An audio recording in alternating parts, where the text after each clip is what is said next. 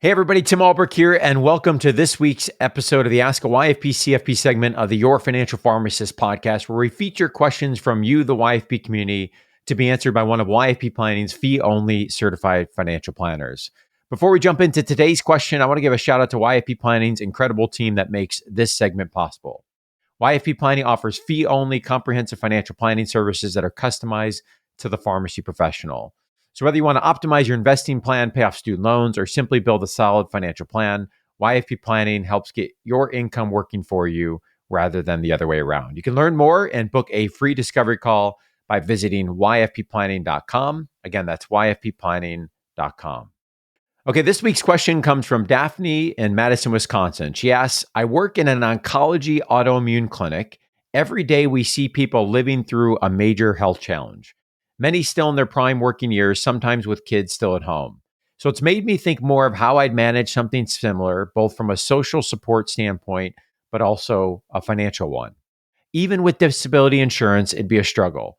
Continuing to work in some capacity would really help financially, and maybe even from a mental health perspective too. My question is, how can we think about building some flexibility into our careers that might make it easier to work through a major health challenge? Tim Baker, what are your thoughts? I think the very first thing that comes to mind, Tim, when I hear this question is I always come back to, and Tony Guerra stands out to me. I think I'm paraphrasing, but I think he calls it like the entrepreneur 8.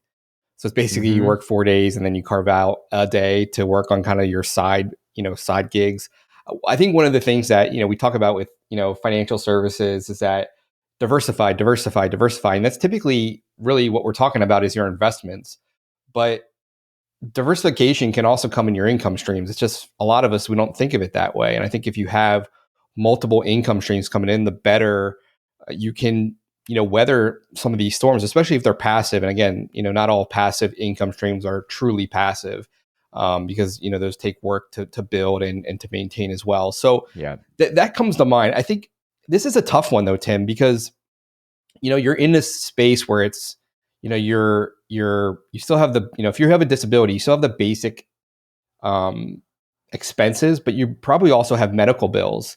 So, the big thing that I think comes to mind is like, is there a disability policy in place, right? So that's the financial planner hat coming on. And do we have an ONOC policy that's going to pay us out until the disability is over? And that's the big question I would have here is like, we're talking oncology, autoimmune. Are these disabilities that are permanent, or are these disabilities that, it's going to be a couple years and then we're going to be back to normal? The average period of a disability claim, I think, is like 4 years.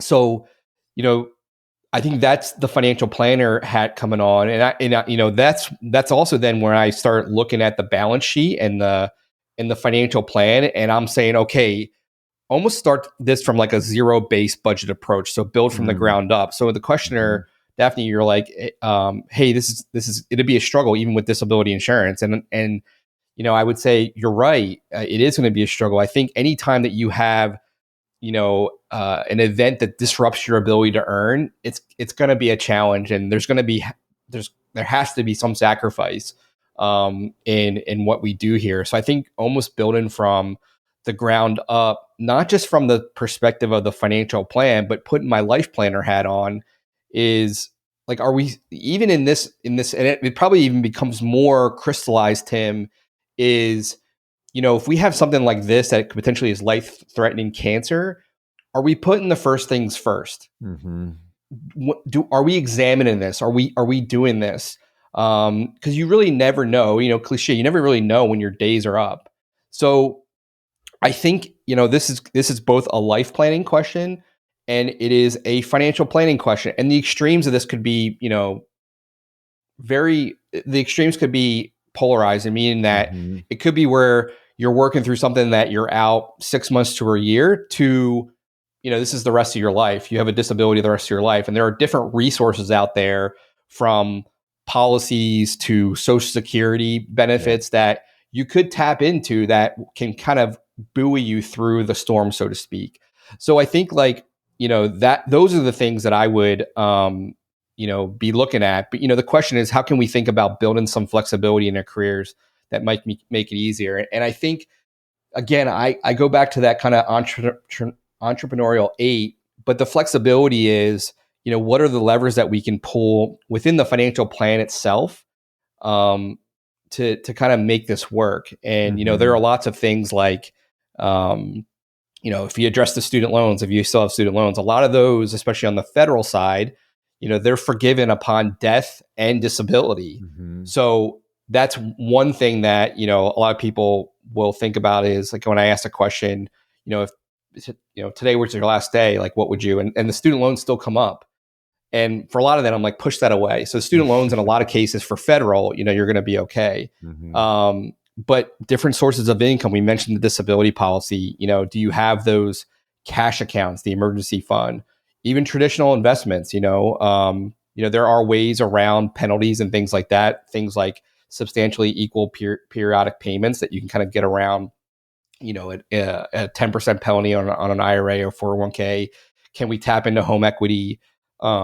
Real estate maybe is another. Real estate, again, Social Security. Now, Social Security, you qualify for Social Security, the disability benefits if you become unable to work due to a medical condition that's expected to last at least 1 year or result in your death.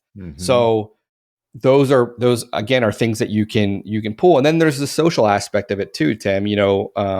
Friends and family, and obviously we see a lot of people that are in need and have GoFundMe's, and these are, I think, are kind of like gaps in insurance that we're trying to really use tools like this. But just like everything else related to the financial plan, there's so many different questions to be asked, but then also potential levers to pull to say, okay, having the disruption in your income is going to be significant, whoever you are. And then what are we willing to do to kind of bridge that gap, amidst so I was trying to think about this. So I was looking at my own balance sheet, and I was looking at, what are the things that I like to do that I, maybe don't take a lot of, maybe cognitive ability. And I think there's a lot of things that you can do to earn money. It's just, I think where sometimes pharmacists and most professionals, they're like, well, I'm not going to make as much doing that as a pharmacist. And, I don't think that's part of it. I think part of, what the question is like, even for mental health, and bringing some money in, I think is important. So it's a really great question. And I think it really causes us to reflect, not just on the balance sheet and the financial, outlook, but just on the, the life stuff. And, are we doing the things that we should be doing today from a life plan perspective? And I think if that's unexamined, it can kind of lead to a lot of, man, wake up and I'm 40, Tim, or I'm 50 or I'm 60. Like where did life go? One of the things, Tim, just as we're talking, I hadn't really thought much about it before, but just as we're talking, it dawned on me that, I'm thinking about Daphne and others that work in a setting like this. So, right, oncology, autoimmune clinic, day in and day out, you're seeing patients with, chronic health conditions, chronic challenges. Perhaps some of those resolve. I would suspect many of them maybe don't, or they're kind of status quo for a period of time. And what hit me is the impact from those day-to-day experiences as a practitioner on how you view your own financial plan, right? There has to be an impact there because you're seeing obviously a very specific segment of the population. And even as we're talking, probably pharmacists that are in critical care units or other units where you're seeing people that are really struggling. And I think it forces you to zoom out and ask what you're saying, which is, there's all these, financial check boxes that we need to consider when we look at long-term disability, the emergency fund, how can we diversify the income? But then there's this life planning side of it, right? What does it mean to live a rich life? And I think for Daphne or for others to have a coach, to have someone that can help us zoom out and appreciate the finite nature of life and obviously lean into living a rich life, but also make sure that we're not being too objectively slanted and perhaps, through those experiences, it's causing us to go too far one way or the other on the financial plan because these are the daily interactions that we're having. Yeah. And I guess you could also get numb to it where it's just like, that's right.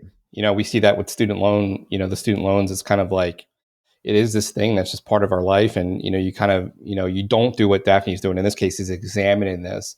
And you're just like, this is just how it works. So you could definitely, be callous to that in a sense that, just everyone you're dealing with is kind of in some type of crisis. So I think it's a great question. It is a great question. I think it definitely triggers some self-reflection on my part. And I think, hopefully as people hear this question. It does the same for them, and it kind of challenges them to at least ask, am I doing what I want to do? Am I missing anything? Those types of questions that I think sometimes can go unasked.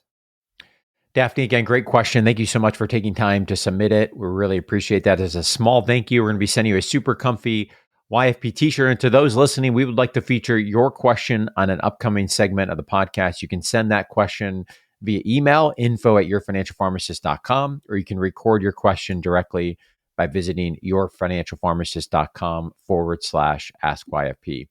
As we wrap up this week's segment of the Ask YFP CFP podcast, an important reminder that the content is for informational purposes only and should not be relied on for investment or any other advice. For more information on this, you can visit yourfinancialpharmacist.com/disclaimer. Thanks so much for listening. Have a great rest of your week.